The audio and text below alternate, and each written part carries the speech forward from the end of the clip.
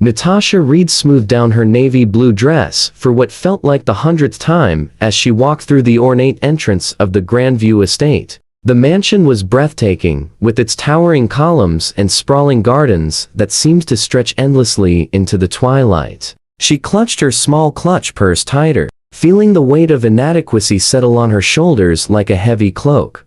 The wedding was for Victoria Chen, her former college roommate, who had climbed the corporate ladder with impressive speed. They had been close once, sharing late-night study sessions and dreams over cheap takeout. But somewhere along the way, as Victoria's star rose in the finance world, their friendship had faded into occasional text messages and obligatory holiday cards. Natasha had been surprised to receive the wedding invitation, tucked inside an expensive cream envelope with gold embossing. Now, standing in the grand foyer, surrounded by guests in designer clothes and sparkling jewelry, Natasha wondered if coming had been a mistake. She worked as a curator at a small historical museum, a job she loved but one that barely paid enough to cover her modest apartment rent. The dress she wore had been her splurge for the occasion, purchased during a clearance sale and altered by her neighbor, who was handy with a sewing machine.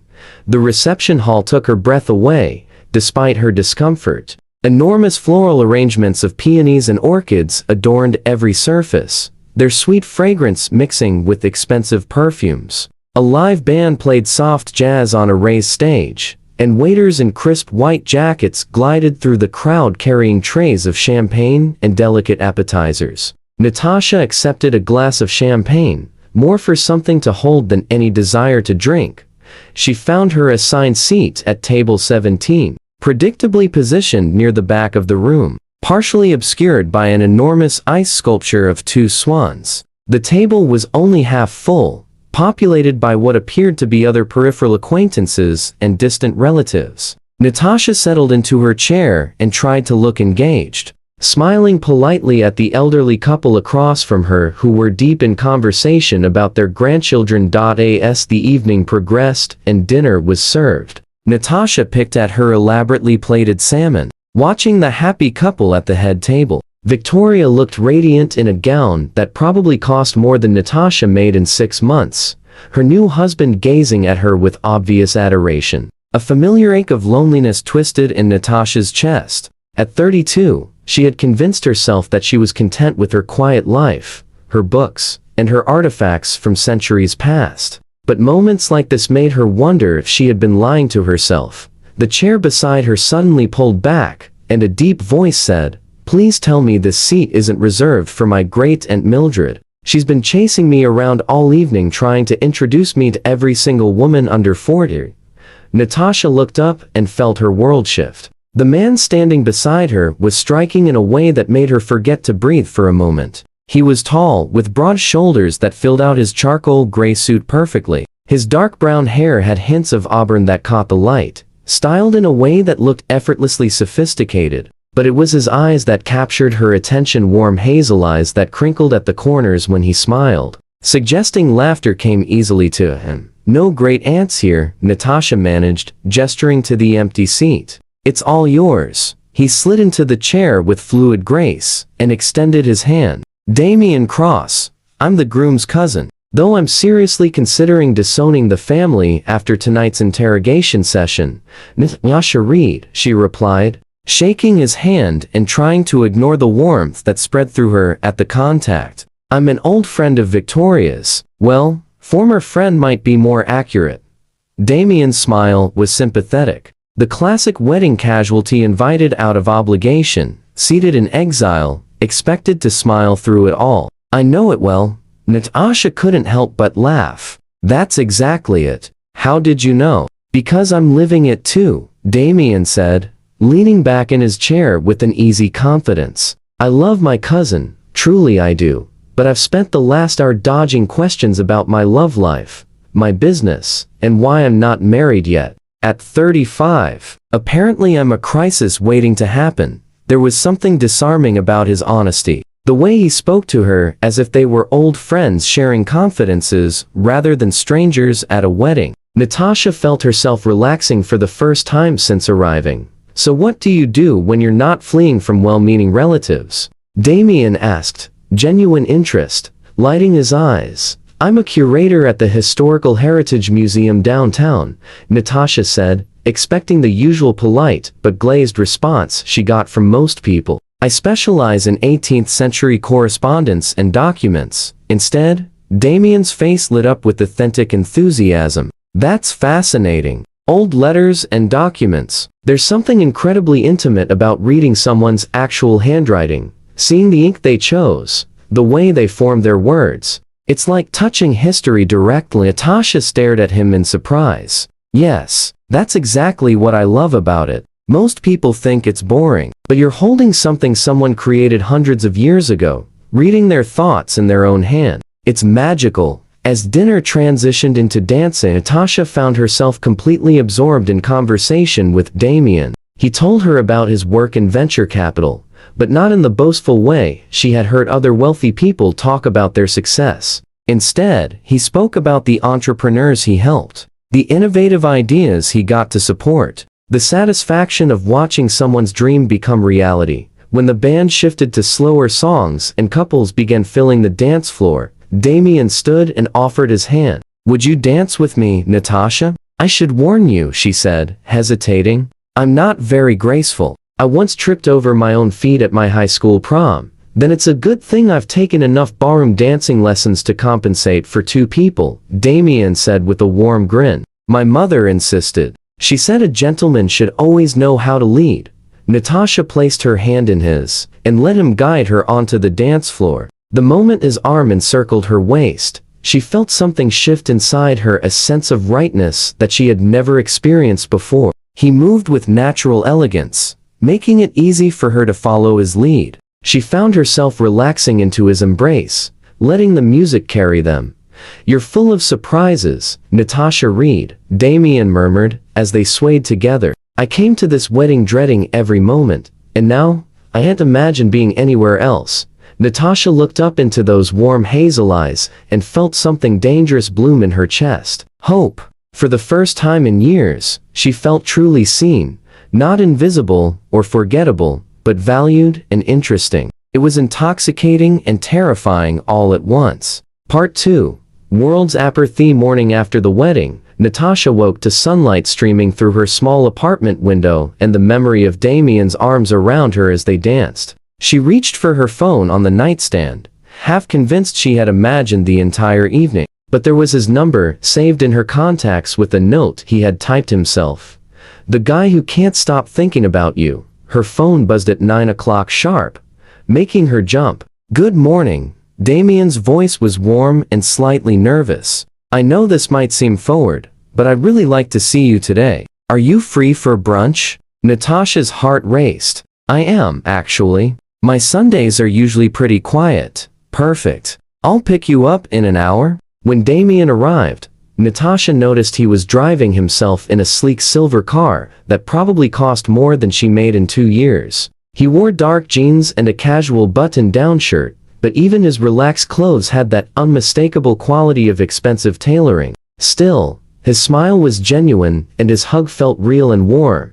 He took her to a small bistro tucked away in the arts district, the kind of place she had walked past dozens of times, but never thought to enter. Over eggs Benedict and strong coffee, they talked for hours. Damien asked about her work with an intensity that suggested he genuinely cared about the answers. He wanted to know about her favorite historical finds, the letters that had moved her, the stories she uncovered in faded ink. There was this correspondence between a soldier and his wife during the Revolutionary War, Natasha explained, her eyes lighting up. He was writing to her from Valley Forge, and his letters were full of fear and cold and hunger. But every single one ended with poetry he had written for her. These rough, imperfect verses about how thinking of her kept him warm. Did he make it home? Damien asked softly. He did, Natasha said, with a smile. And they had 6 children together. The last letter in the collection is from 50 years later, on their anniversary, and he's still writing her terrible poetry. Damien reached across the table and took her hand. That's beautiful. That's the kind of love worth fighting for. As they walked through the nearby park afterward, Natasha gathered her courage. Damien, I need to ask you something. Last night at the wedding, people kept staring at you. Some of them looked almost intimidated. Who are you really? Damien stopped walking and turned to face her, his expression serious. I run a venture capital firm called Cross Enterprises. We invest in technology startups and help them grow. I've been fortunate in my career, which means I have significant financial resources. How significant? Natasha asked quietly. Enough that money stopped being something I worry about a long time ago, Damien admitted. Enough that people treat me differently when they find out. Enough that I've learned to be very careful about who I trust. Natasha felt her stomach drop. I live in a 400 square foot apartment.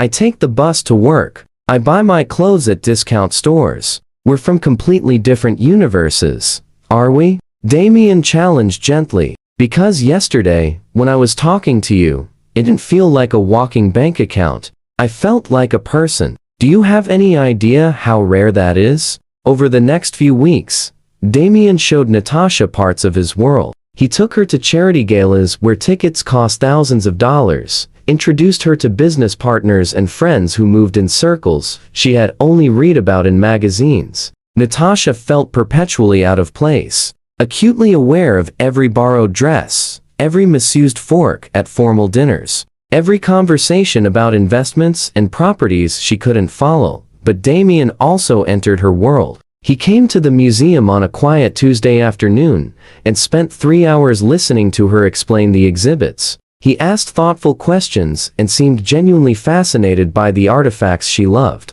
He met her small circle of friends for game night in her cramped apartment, laughing over board games and cheap wine without a hint of condescension. "This is nice," he told her later that night as they sat on her tiny balcony looking at the city lights. "This feels real in a way my life rarely does." 1 month into their relationship, Damien invited Natasha to spend a weekend at his lake house. She had expected another mansion, but the place he drove her to was surprisingly modest, a beautiful but comfortable cabin nestled among pine trees with a private dock extending into crystal clear water. "This is where I come when I need to remember who I am," Damien explained as they carried groceries inside. No staff, no business calls, no expectations, just peace. That weekend, Natasha saw a different side of Damien. He cooked breakfast in an old t-shirt and sweatpants, admitting he was terrible at it, but determined to try. They took long walks through the forest trails, and he told her stories about his childhood, the pressure from his father to succeed, the loneliness of boarding schools, the relationships that had failed because people wanted his money more than they wanted him. "I was engaged once," Damien admitted as they sat on the dock watching the sunset. 3 years ago. She was beautiful, sophisticated, from the right family. On paper, we were perfect together. What happened? Natasha asked softly. "I overheard her on the phone with her mother, planning how she would redecorate my penthouse after the wedding. She was laughing about how she had finally landed the big fish. I realized she had never actually seen me at all. She saw a lifestyle, a tax bracket, a status symbol." Natasha moved closer, taking his hand. "That must have hurt terribly, Damien said, turning to look at her. "But it also made me very cautious. Until I met you. From the moment you looked up at me at that wedding, nervous and beautiful and completely yourself, I knew you were different. You didn't know who I was, and you liked me anyway. I'm more than like you," Natasha whispered. Damien cupped her face in his hands. "I'm falling in love with you," Natasha read. "I know it's fast. And I know our lives are complicated, but I can't help it. I'm falling in love with you too," she admitted, tears pricking her eyes. "And it terrifies me." They spent that night wrapped in each other's arms, talking until dawn about their hopes and fears. Damien told her about the business deal that had made his fortune, the guilt he sometimes felt about having so much when others had so little, his dreams of using his resources to make real change in the world. Natasha shared her own dreams, the book she wanted to write about forgotten historical figures, her fear that she was playing it too safe with her life, her worry that she would never be enough for someone like him. "You're everything," Damien told her fiercely. "You're brilliant and passionate and real. Don't ever doubt your worth." When they returned to the city, reality crashed back in. Damien had meetings and business trips. Natasha returned to her quiet museum and modest life. But now, there were stolen lunches together, late-night phone calls, weekends that felt like stolen moments of paradise. 2 months into their relationship, Damien asked Natasha to accompany him to an important business dinner. She agonized over what to wear, finally splurging on a dress that made her credit card weep. But when she arrived at the exclusive restaurant, she felt immediately out of her depth.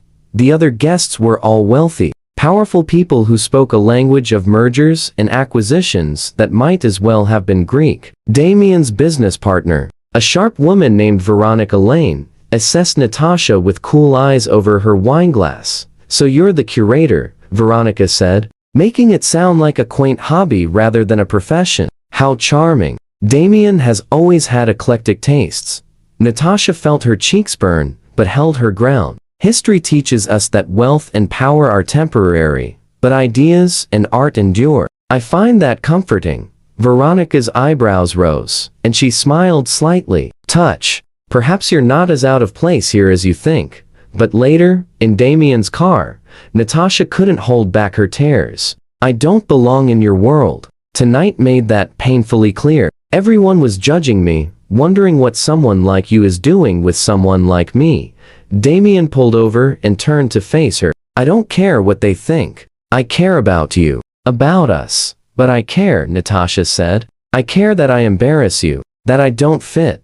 "You could never embarrass me," Damien said intensely. "You're the best thing that's ever happened to me. Please don't let fear push you away." Natasha looked into his eyes and saw the truth there. He genuinely loved her. Not despite who she was, but because of it. And she loved him, this complicated man who carried the weight of wealth and expectation, but who came alive when they were alone together. "I won't run," she promised. "But you have to be patient with me while I figure out how to navigate this." "All the time in the world," Damien said, kissing her softly. 6 months into their relationship, Natasha had learned to navigate Damien's world with more confidence. She still felt like an outsider at glamorous events, but she had stopped apologizing for who she was. Damien's genuine love and unwavering support had given her a strength she hadn't known she possessed. The museum where Natasha worked was facing funding cuts that threatened to close entire departments. She had been working overtime, desperately trying to secure grants and donations to save the historical correspondence collection she had spent years building. The stress was wearing on her, and she had been distant with Damien, too proud to ask for help. One evening, Damien showed up at her apartment with takeout and a determined expression. "Talk to me," he said simply. "You've been shutting me out for weeks." Natasha broke down and told him everything: the funding crisis, her fear of losing the work she loved, her frustration at feeling powerless. "And I can't ask you for help," she said firmly. "I won't be one of those people who sees you as a solution to their problems." Damien was quiet for a long moment. "What if I told you that watching you fight for something you believe in makes me love you more? What if I said that being able to help would actually mean something to me? I need to do this myself," Natasha insisted stubbornly.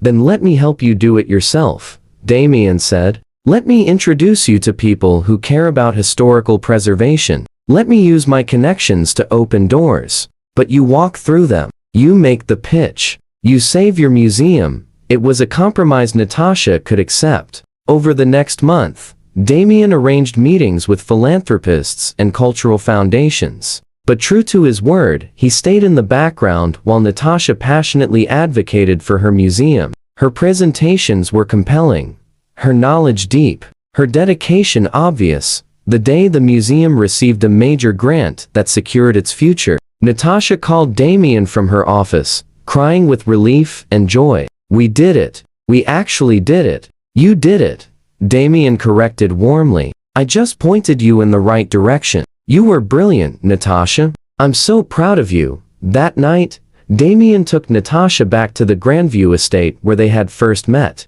The mansion was empty now, available for private events, and he had arranged for them to have dinner alone in the same ballroom where they had danced at the wedding.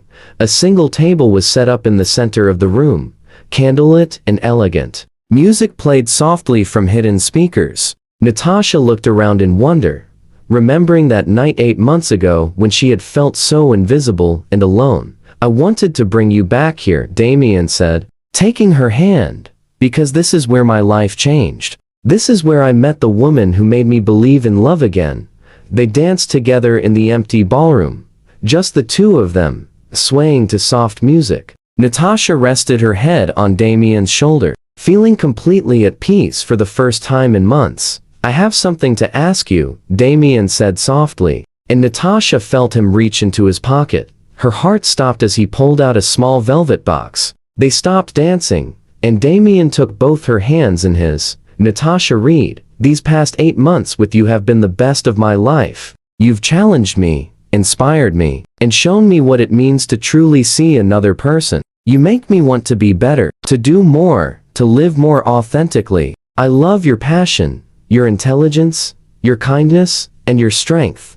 Damien opened the box, revealing a beautiful ring with a vintage setting that looked like it belonged in a museum. "This ring belonged to my grandmother," he explained. "She and my grandfather had the kind of love story I always hoped to find. The kind where two people choose each other every single day, through easy times and hard times, through wealth and struggle. She told me before she died to only give this ring to someone who loved me for who I am, not what I have." Tears streamed down Natasha's face as Damien knelt before her. "Will you marry me? Will you let me spend the rest of my life loving you, supporting your dreams, and building a future together?" "Yes," Natasha whispered, then louder, "Yes. Of course, yes." Damien slipped the ring onto her finger and stood, pulling her into a kiss that felt like a promise and a celebration all at once. They held each other in the empty ballroom, laughing and crying and planning their future. The months that followed were a whirlwind of wedding planning, but Natasha insisted on keeping things intimate and personal. They were married in a small ceremony at the lake house, with only their closest friends and family present. Natasha's colleagues from the museum sat alongside Damien's business partners and relatives. The barriers between their worlds had finally dissolved. Natasha wore a simple but elegant vintage gown that she had found at an estate sale, altered to fit her perfectly. Damien wore a classic suit, but what made him most handsome was the absolute joy on his face as he watched Natasha walk toward him. "I promise to see you every day," Damien said in his vows, his voice thick with emotion. "To value your independence while offering my support. To celebrate your successes and stand beside you through challenges. To never let wealth or status or anything else come between us and what matters, this love we've built together. I promise to trust you," Natasha replied, tears streaming down her face. "To let you in, even when I'm scared. To believe that I deserve this happiness, this love, this partnership. You taught me that I was never invisible. I was just waiting to be seen by the right person. And that person is you." As they kissed as husband and wife, Natasha thought about that lonely woman who had sat at table 17 8 months ago, convinced she was forgettable and unworthy of notice. That woman had been so wrong. She hadn't needed to change who she was to deserve love. She had just needed to meet someone who valued authenticity over appearance, substance over status. Damien and Natasha Cross left the lake house hand in hand, ready to build their life together. They had learned that love wasn't about two people from the same world finding each other. It was about two people from different worlds choosing to create a new world together, one built on respect, trust, and genuine connection. In the years that followed, Natasha continued her work at the museum, eventually becoming its director. Damien shifted his business focus toward funding cultural and educational institutions, using his resources to preserve history for future generations. Together, they established a foundation that supported emerging curators and historians, ensuring that passionate people like Natasha would always have opportunities to pursue their calling. They never forgot that night at the wedding where everything began. Each year on their anniversary, they returned to that ballroom and danced together, remembering the moment when two lonely people found exactly what they needed in each other. And sometimes, when Natasha looked at old photographs from that wedding, she could almost see it. The invisible girl sitting alone at the back table, and the man who had walked across a crowded room because something in his heart told him she was worth noticing. Because the most beautiful love stories don't begin with fireworks or grand gestures. They begin with the simple choice to see another person truly, completely, and without judgment. Natasha had learned that being seen wasn't about becoming someone different. It was about finding someone who loved you exactly as you were, and having the courage to love them back with equal authenticity. And in the end, that was the greatest fairy tale of all. Not the fantasy of transformation, but the reality of acceptance, partnership, and choosing each other every single day.